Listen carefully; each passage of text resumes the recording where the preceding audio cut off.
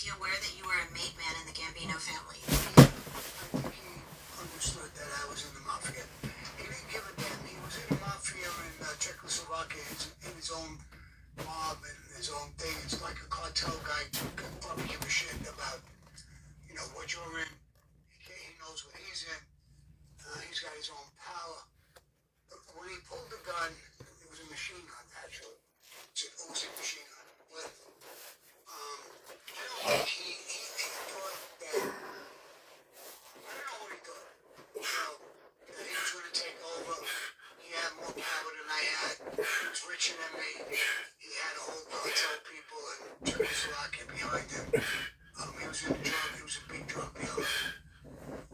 But I don't know exactly what went through his head. And I know a couple of bullets went through his head.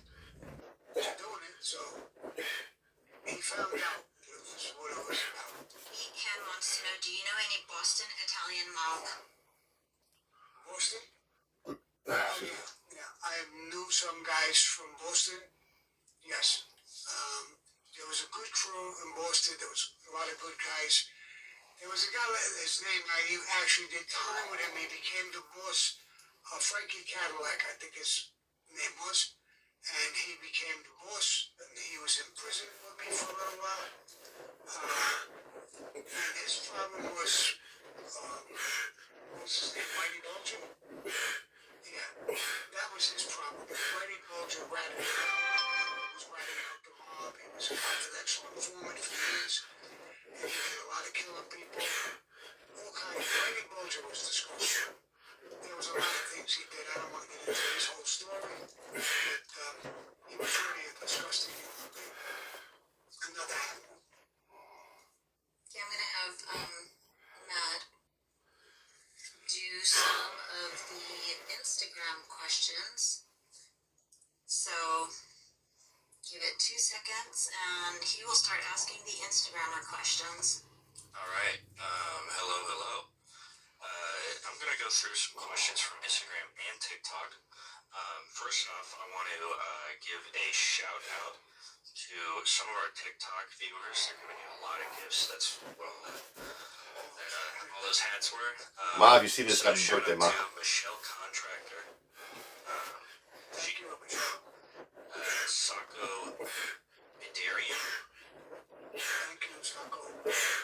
And Herman Trucking. First up, we have some questions from Pizzas 182.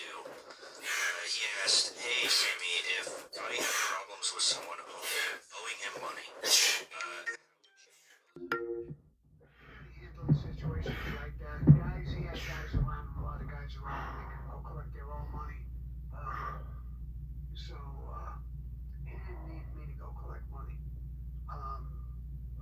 If I knew somebody owed him money and they weren't paying, I might advise them that the smart thing is to go pay the guy, but I didn't go out after people who owed him money. PSZT, they asked, they said, "Sammy, God bless you. When was the last time you were in New York? Love you from home." And I was there a very, very long time ago. I know I got busted there in 1990. I'm not sure if I ever went back after that. I did 5 years, I got out, I graduated, I left, and I never was able to go back to New York, because I was on parole. So I was never, even till today, I'm on parole, and they won't allow me to go to New York. So, maybe 1990 when I got busted, 1990, almost 1991. So when I got busted with him in 90, that's the last time I was in New York. But I have a lot of friends in New York, family. I got friends in Jersey and all around New York. And but I never really went back there. So I think 1990 was the last time I was there. Wait, can I? I'm sorry. I just want to say this because this is actually a funny question. It's from Lee Castillo. Lee says, "Hey Sammy, when you were at the height of your career like the underboss, to you and asked for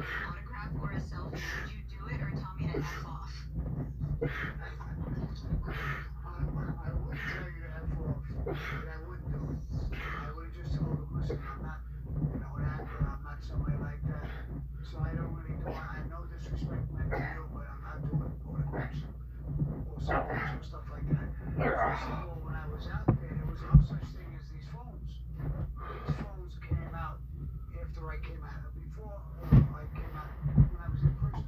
So there wasn't these kind of phones where you could do a selfie, but I probably wouldn't even do autographs. Unless I knew you very close, a friend or something like that, but on the show, I wouldn't give autographs. Yeah, okay, so we have a comment here from CC001.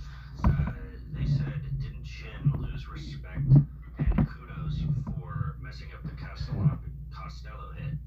Always fascinates me how he went on to become so powerful afterward. He shot him in the head. That's not a fuck up. But the guy survived it. That's not his fault. And Costello left a life. He healed up, he never ratted, he never did anything, and he left a life. Because he knew this was coming from Vito Genovese. Yes, no. Why that actually kind of the one of us It do? wouldn't stop him. I don't know. So he left a life. Actually, I saw the people, I don't know, they said they'll He actually want to shot wait him to in the some head. kind of talk about Buy your phone needs to be internet Wi-Fi, something. See, your phone has to be internet for text too. So we got to go to the Verizon store next week and tell them, like, hey, what's up with this? It's not supposed to be that way.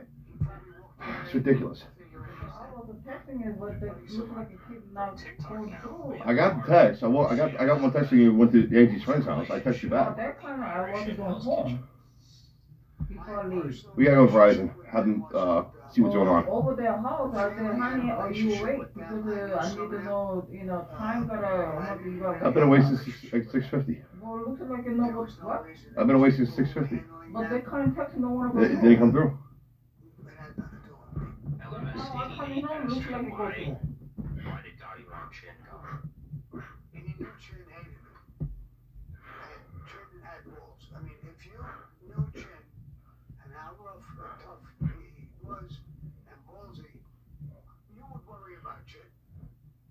If he hated you, that's not a good sign. And he couldn't stand Chin, Gotti. He hated him. Sydney 370 from TikTok asked, how did a mob member get paid? Was it like salary? There's no salaries.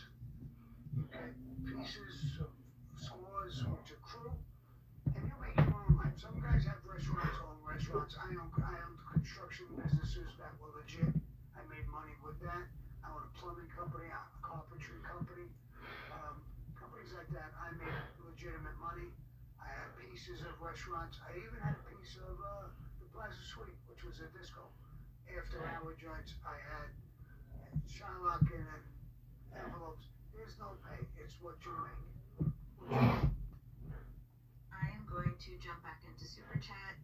Bubba says, did you ever have any plans to take out John after Frankie DeChico died? Were you going to make any attempts before the final arrests? Love you, man.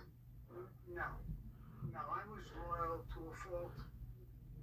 When Frankie died, I went to see John that same day, and we knew it was me and him against the world. We needed to put in an underboss. Frankie was the underboss when he was blown up, and somebody to calm things down. We picked Joe Piney because he was an old timer, good guy. Everybody loved him, respected him. So we sent him out there as the new underboss, calming things down. Not that we're in war and there's going to be hundreds of guys killed, So that's how we picked Joe Piney. JB Weld wants to know, were the Bellattis as big a family within the family like the DeChicos were? And were the Bellattis more dangerous than the DeChicos? No. The Bellattis, there was Tommy Bellotti was killed, and it was his brother Joey Bellotti, who was really a tough guy. There were sons and people who were not really into life, and Joey understood the life. He understood what me and Frankie, right after the hit, Joe Watts wanted to kill Joey Bellotti, and I had saved him. I had said, no, he's a good guy. He'll understand, and we'll put him with people. He's okay. He'll understand. This is the life. And Joe Brian got it. He said, well, then you go down and meet him.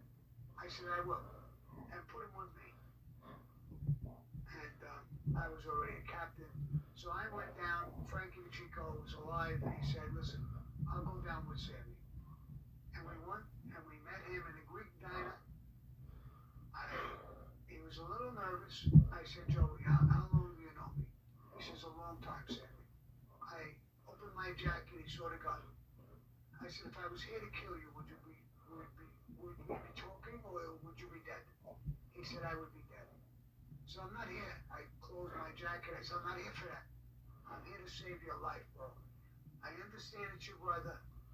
He was in the life. He wasn't the best of guys. They didn't like him. And he had to go. Wasn't my order, but it was done. Something you gotta live with. Joey Bellotti had 9 kids. So did Tommy. I said, listen, you got 18 kids to take care of. You're in the life.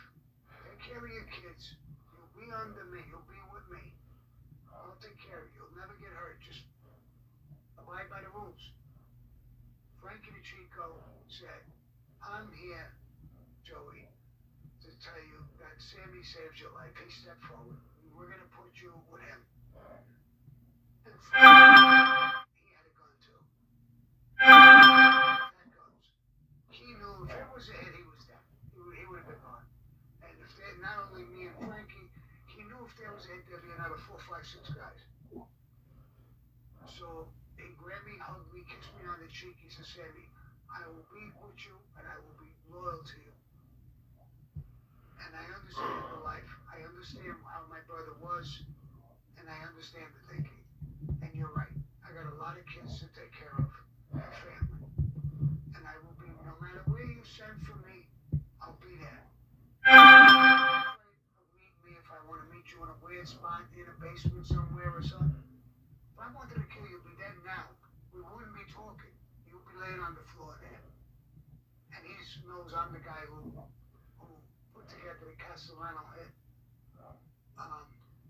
So he knew, and Castellano got killed in the middle of Manhattan for the tens of thousands of people, right in front of Sparks. So he knew I would have killed him in this restaurant we were eating. It would have made no difference to me. And he knew that. So, and we got along great. Matter of fact, I'm going to add something to it.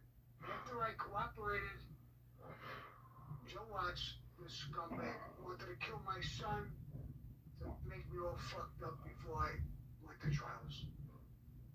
Joey Bellotti found out about it, and I cooperated. Now I'm gone. Not a good guy. I'm a cooperator. And he told Joe Watts, he called him in. If you touch that kid, one fucking hair on his head, I will kill you in a split second. I won't ask permission or nothing. I will kill you. Joe Watts told me. He was worried. Joey was a tough guy. Shooter, tough with his hands, tough with everything. He knew it wasn't a joke. And he actually saved my son's life, Joey Bellotti. And when I found out through the feds and through people, I never forgot that. So, you should know that part of the story as well. Unwoke in your super chat says, please give me a shout out. There's the screen thing here. Money. You're getting gifts. Oh, is that what it is? Yeah. The screen is white. Okay, so Unwoke asks, please give me a shout out. Nav from Scotland, and you, sir, are the OG. Now I'm from Scotland, bro. Thank you so much. I appreciate it. I love your country, by the way. It really is. It's a beautiful country. It's right near Ireland. And, you know, I always wanted to go there. So I'll never go there. I'm on the road. I'm not out of the country. So, but thank you, man. Hope says, Sammy, did you ever dance to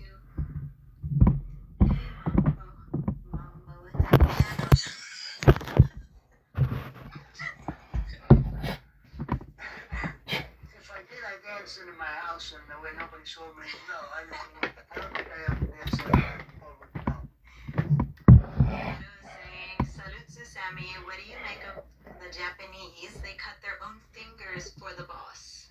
Grazie. The Japanese, listen, they were tough people. There's no question about it. They were tough, dedicated people to their country. When we fought them in World War II, you couldn't beat them. They didn't want to surrender.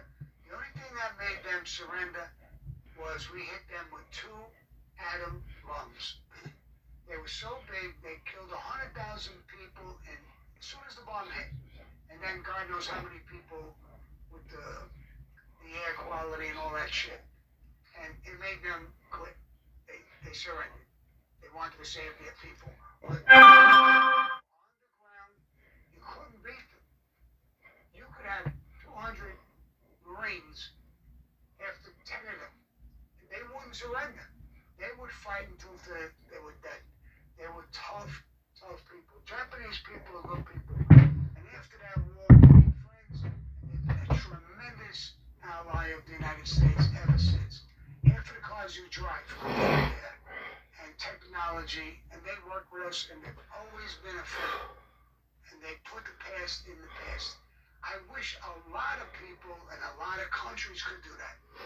All fighting with Muslims and this and that, hatred, going back. Take a lesson from the Japanese. They put that on the back burner. Let's go forward. And all that killing, fighting stopped. And we became great allies. I wish a lot of countries would learn a lesson from them. They're good people. And they're tough. JB Wells, back in your super chat. If a Shylock dies, does the street consider all debts forgiven?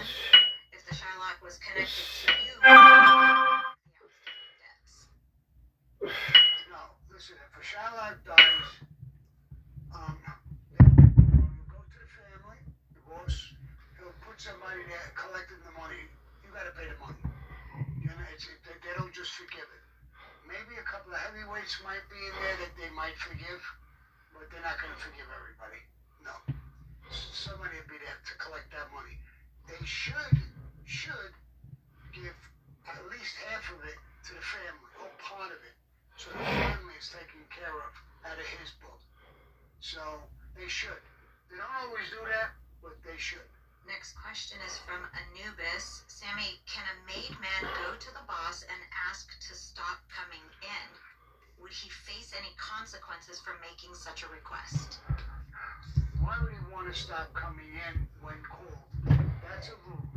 Now, if he was sick, or there's weird things, maybe a family member that their wife is dying, they want to be by their wife's side all the time. We're understanding of those things. We're not animals. We're not going to call the guy. We'll tell him, God, don't worry about it. And but you can't just walk away from the life. When you're born into the life, when you take that oath, you take that oath for life. You walk into the life, you go out dead when you die. But if certain people have cancer, they have a problem, they're not going to come in, and you're not going to call them in. Right? We're not animals. We'll coexist. But if you just want to walk away, you can't walk away with our secrets because you feel like it. They're our secrets. We don't want you to walk away with our secrets. And you took that oath. Now, we'll recognize your problems. You know, it's like they say, you know, if your wife or your kids or your mother, father, whoever it is dying, and the boss says for you, you gotta walk away from them and go to the boss. That's a rule. But nobody will enforce that rule. Where the rule is meant to show how important the oath is that you're taking. Will you kill? When the family asks you to kill, you better say yes. Or you don't belong getting me. Would you walk away from your family who's dying? Yes. But I never would. If my kid was dying in bed, second of all, Nobody will call me. They'll tell the boss his son is dying, God forbid, or his daughter. He's by her bedside. All right. When I tell him when he's done, you can get in touch. You're not gonna get killed for that. They'll recognize that. Any boss who's got any kind of intelligence will recognize that. Even in my crew, you gotta come down. You gotta work. You gotta be with me. But if they had family problems or this or that, or they couldn't come for whatever reason, I'm not gonna kill them. I understand that. I'm a human being. I'm not a machine. I'm not a robot. And you're not gonna get killed for that. So, I got a few people who didn't show up here. They're supposed to go to work. Should I fire them? No. I don't even dock them to pay. They're not here. Normally, I don't even dock them. I'm going to start docking them. Now, as soon as I said that, his eyes opened up. Well, what? He's going to start docking us?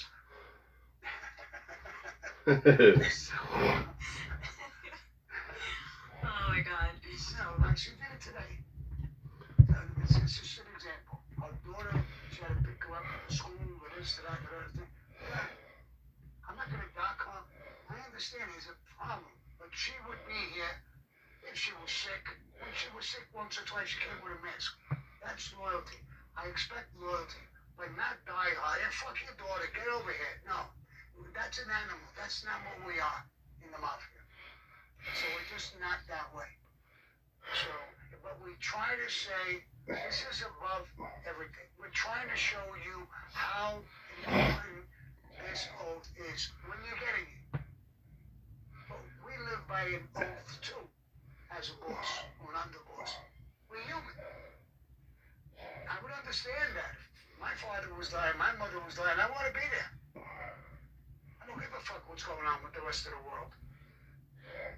And they understand that, unless it's an out-and-out emergency for some reason. So if you're called and they tell you, no, you gotta be there, it's very important, very important. And then maybe somebody's gonna die if I'm not there, so I'm gonna go. I'll leave my mother's bedside for a small period of time and go find out what happened. What's that big? Just you showing support and respect, Sam. Thank you. Patrick, no question or comment, just a kick up to you. Thank you, Patrick. And so I am going to do 2 more super chats, and whatever super chats I do not get to today, I'm going to hit up the top of the hour on Thursday with them. So Patrick Lombardi says, hey boss, I was raised in North New Jersey, born in, is it called Weehawken?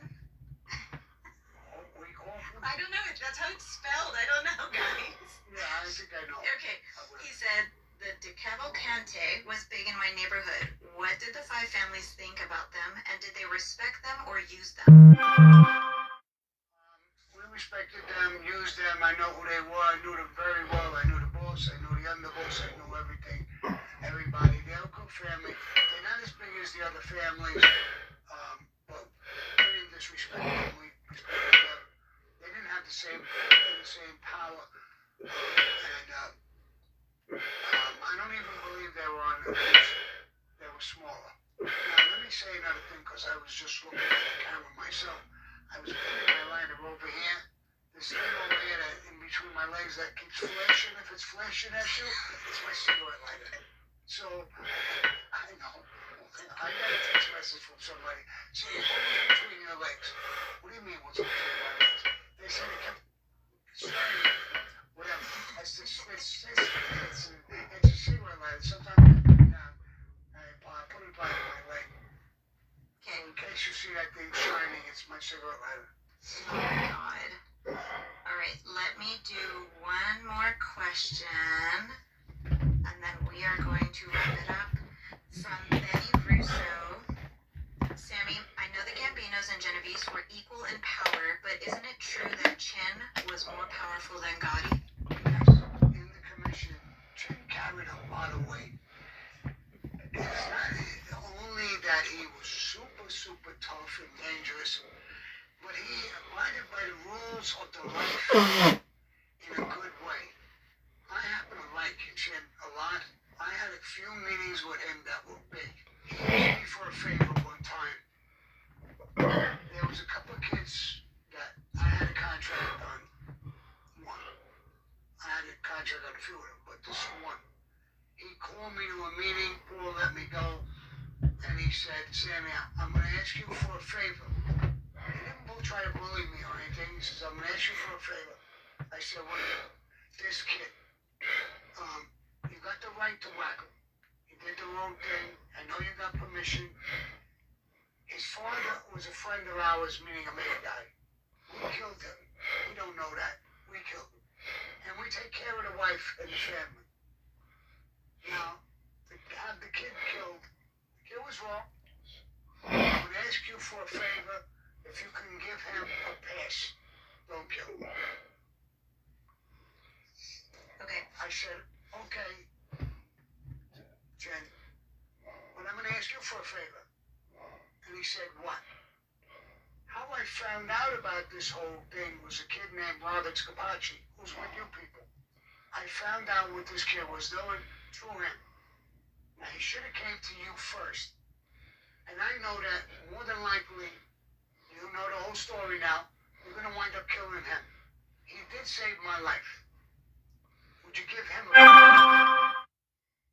He looked at me and he said, nice, Sammy. Nice. I like the way you think. Yes.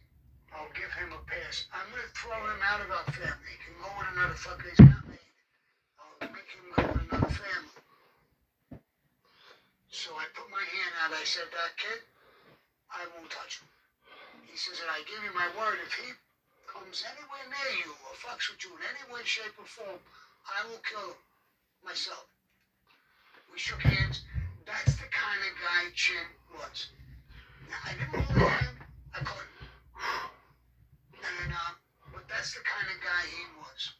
He was not only respected, feared, he was loved. He was a good guy.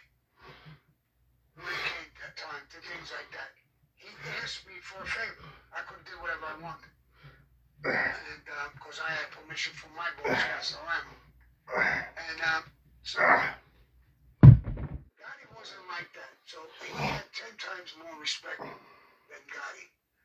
And when his consigliere, Bobby Manna, went to prison, he gave Bobby Manna and the Jersey crew, that's where Bobby Manna came from, they killed John Gotti. So, and they never did it because they got pinched. They got caught talking about killing John Gotti on tape with a few other murders, and he went away, Bobby Manna. He got out now. I don't know if he's alive anymore. I think he died. He did a lot of time. And so Chin was a man of his word, and that carries a lot of weight. Now, if you're a tough motherfucker and you got all that other stuff which he had, you better respect a guy like that. You have to, unless you're an idiot. And so John, he was much more respected than John. John, a lot of guys, Fat Andy, a lot of guys even in our family didn't respect what he was doing, all that flash, walking around, all that bullshit he was doing. He was despised by a lot of families. The Genovese family hated him. The Lucchese family hated him. The Colombo family didn't like him at all.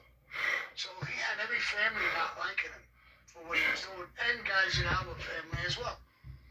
But Chin had a lot of guys, a guy named Bonnie Colombo, they loved him. And they were tough guys.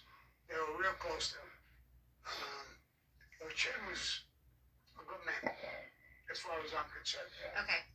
I am going to wrap up our live, but before we do that, you guys, whatever super chats I did not ask today, there were about 4 or 5 of them. I'm going to go ahead and ask them at the top of our Thursday live.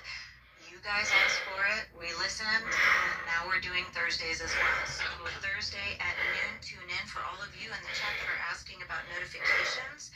Please just check mark the little bell on your YouTube, Instagram, TikTok. There's notifications. Just turn them on and you'll get the notifications when I do it. Sterling always posts on the story when we go live anyway. So, lastly, to the international fans,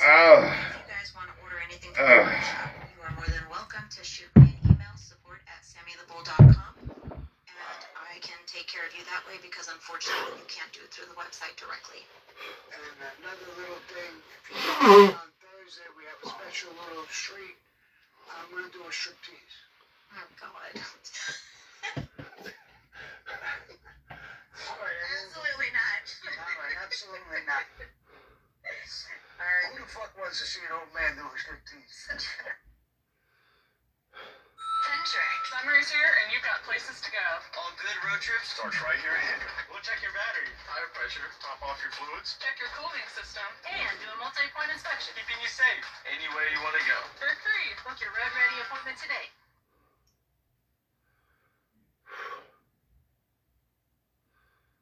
I've tested every fitness tech equipment.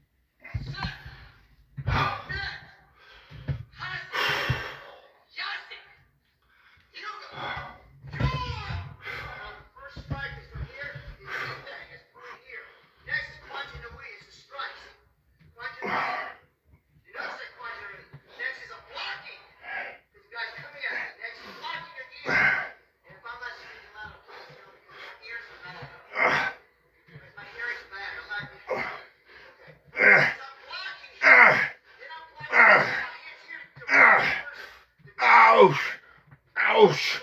Somebody swung at me. And then as the guy's kicking at me,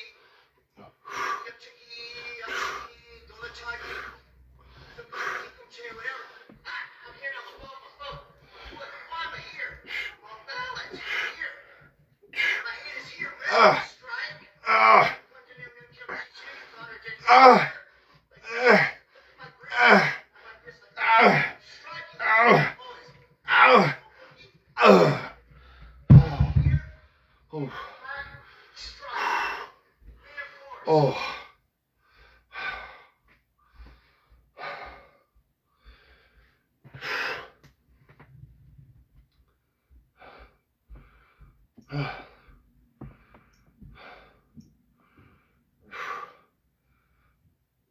Excuse me.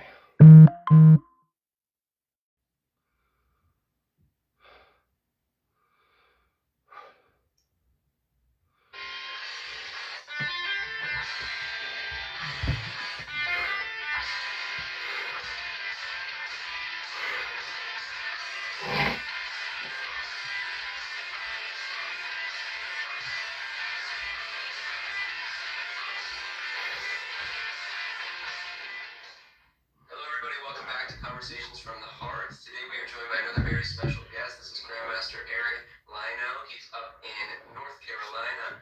Grandmaster Eric has many accolades in the martial arts. He's an 8th degree black belt in Hapkido, 7th degree black belt in Taekwondo, 4th degree black belt in Kuksowan, and recently got his brown belt in Judo. Okay, yes. He also teaches different disciplines and styles as well, such as kickboxing, and I was able to learn a little bit more and dive into some of those accolades and just kind of get to know you a little better, sir. So, yes, this is our first time meeting, and it's a big honor for us. I heard a lot about you through the grapevine and things like that, and I just wanted to kind of sit down. No, only good things. I want to sit down and get to know you a little bit. Maybe you can tell us and our viewers how you got started in the martial arts and kind of where you're at today. Absolutely. Well, I started over 40 years ago at it's called Glenside Shotokan Karate Club. That was the first style of martial arts I did was Shotokan. I did that for 6-7 years. The early, mid 80s till about 89. I did that, and back in the 1980s, kids there was no kids that were black belts. There was never black belt kids, so I didn't make it a black belt in Shotokan. But my parents divorced when I was 2, so in '89, my mother we moved up to the Poconos, Pennsylvania, and there's why I was introduced to Hapkido, and I never went back. I started the Korean martial arts in '89, and I just never went back. Nice. So you've been doing that for like 40 years. Since 1989, so 36 years I've been doing Hapkido.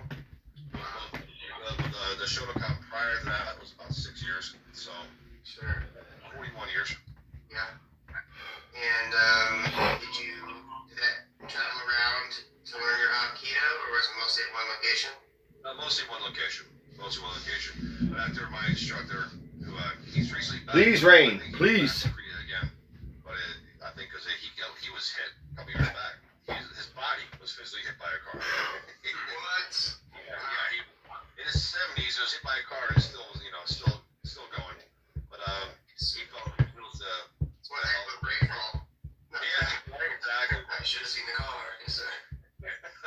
But he feels that the medical, at least I guess from his opinion, the medical systems are better in Korea. So he's had a couple of operations here, and it seems to just keep messing him up more and everything. So he's been dying back to Korea to see a Korean doctor. I think that's where he's at right now.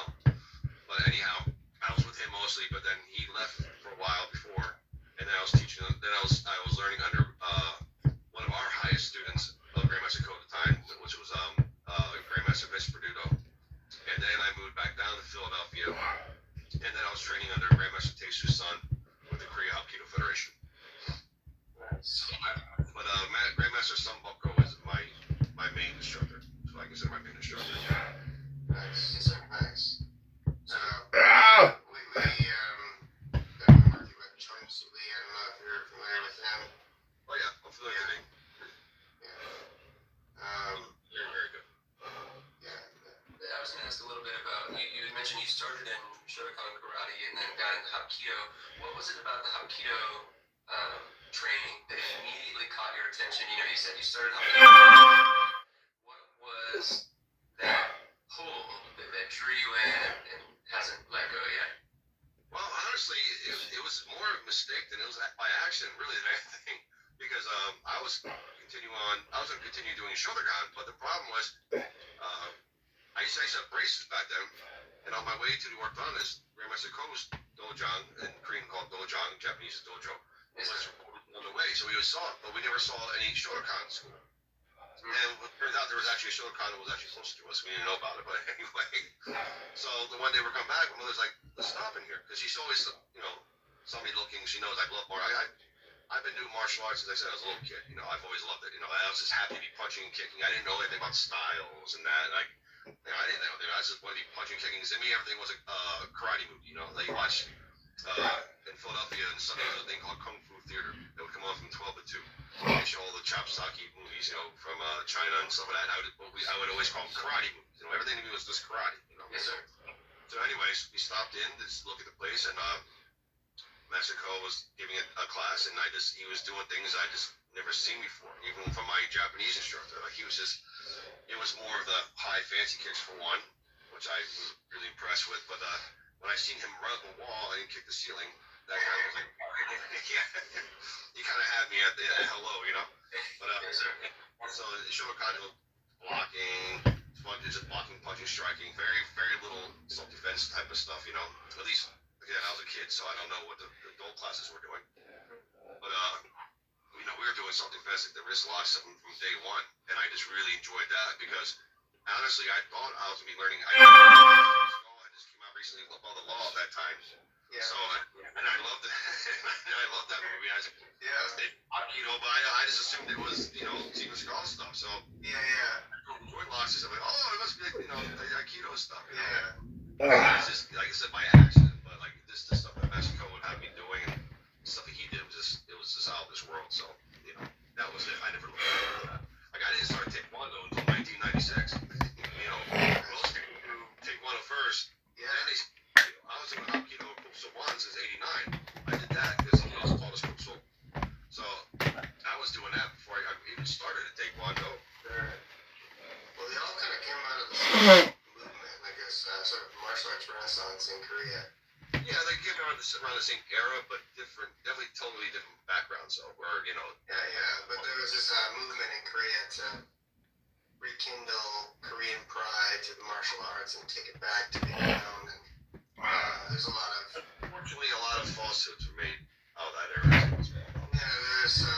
there's thousands of years old and all that kind of stuff. But it's. I have a lot of friends who do Hapkido and Kuksuwan, and I feel like they're just sort of connective tissue there. So, what made you fall in love with Hapkido versus other disciplines that you've studied? Or do you like them all? No, Hapkido is my favorite. I studied very little Brazilian Jiu-Jitsu, which it's amazing. I just learned enough from a friend of mine who was a purple belt. He went to the Willis Gracie Academy up there in Scranton, Pennsylvania. So I just learned a little bit from him, just for my own sake. Defense history, I would never say I can teach anybody that, But it's amazing. But I just liked Hapkido because it's just the foundation of it with the joint locks and the mixture with the joint locks, the kicking, the striking. To me, it encompasses everything. Like we even have ground techniques in Hapkido, nothing to the degree of Brazilian Jiu-Jitsu by any means. Our techniques are more you get knocked to the ground as to how to defend yourself to get back up on your feet. Ground, but like I said, it encompasses everything. So I just kind of Hapkido is just I fell in love with it. I feel like it's a very robust art. I've been doing Hapkido for a long time too, not as long as you, but I really enjoyed it. And one of the things that I use a lot, so I also done a lot of Brazilian Jiu-Jitsu, and man, Hapkido's got some great wrist locks, and I've gotten a lot of guys with those wrist locks. Hapkido is just in general is a really robust discipline. You know, it's got all the kicks and punches that Taekwondo and a lot of other ones that are kind of more self-defense oriented, that are kind of unusual from a Taekwondo background.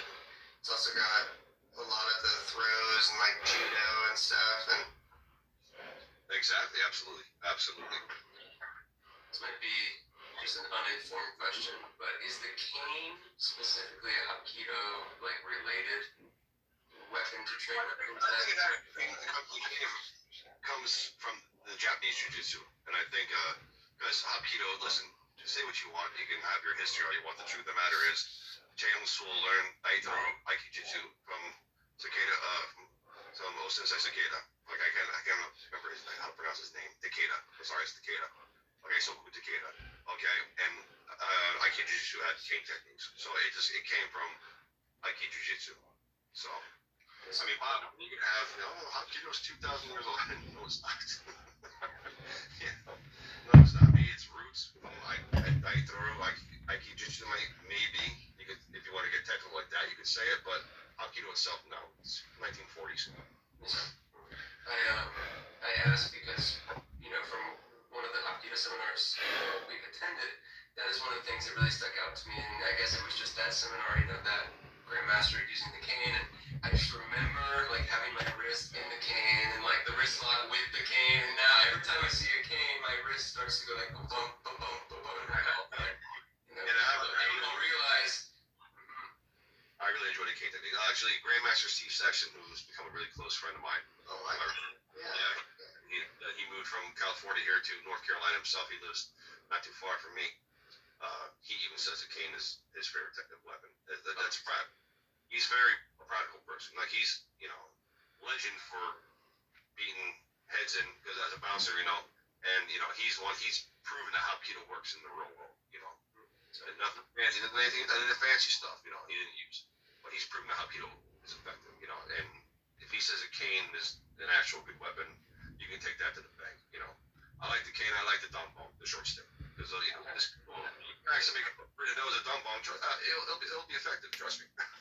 And those are weapons you could easily acquire in just Absolutely. ultimate situation. It really is it's the long bones, Japanese called bow staff. That's my because you can use that. You can pretty much use anything like a bow staff, a broomstick, mop. Yeah, It's very practical. Very practical. Yeah. And it keeps that distance. It keeps you that distance away from the opponent that where I feel safe. Yeah. So, I have some friends who do Kukso Wan, and I've trained with them, and I think there's a lot of similarity between Hapkido and Kukso Wan. They're both diverse arts. How would you compare and contrast them as someone who has a lot of experience in both? Kukso Wan is Hapkido with a little bit of Kung Fu in it. That's it. It's Hapkido with some Kung Fu in it. That's it. Ram Musu, Hapkido with some Kung Fu in it. That's all it is. It's all Hapkido. All the guys branch off, made these different styles. Kukso Wan, Rangdo, they're all Hapkido people first. They all studied under Chaeyoung Soo or Ji Han Jae. They're all Hapkido people first. Their style is basically Hapkido with a little extra this and a little extra that added to it. That's all it is. Have you heard of Kukso Do? Kind of an American offshoot of Kukso Wan? Yeah, it's Hapkido. American offshoot of Hapkido with a little bit of added Kung Fu stuff to it. Kukso Kwan. Actually, Kukso Kwan Hapkido was around before Kukso Wan. And I have a good friend who's the head of the Kukso Wan out in California, named Grandmaster Mike Dunchak. And he can explain it better. But there's Kukso Kwan before Kukso Wan, even so. And it's called Kukso Kwan Hapkido. That's what it's called. Yeah. Well, I mean, yeah. Kwan and Kwan are basically the same word, so that makes sense. Yes, sir. I like hearing the history and the kind of like the ancestral roots of the arts and the disciplines. And okay, well here's this person and here's their branches, and we can trace back. I wanted to ask too. So you had mentioned the school that you're currently operating, Tigers Black Belts. So how do you go from starting Really training an artist in the 80s and in the 90s to, okay, now you are running a school. Like what led you into, you know what, I'm going further than just being a student. I want to be an instructor. I want to lead up this next generation. Oh, well, I've been teaching for many years. Like I taught for my instructor. I've taught for other schools. Like I've been teaching for many years. I just never got around to just ever getting my own dojo. For one, I didn't want the hassle of it, And plus, I'm not very good with money, so I don't even know how to start a business. But I've taught for many people. I've taught for many years. Like I said, I've been teaching since the early mid-1990s. So I've been teaching for quite a while. You teach, it makes you better.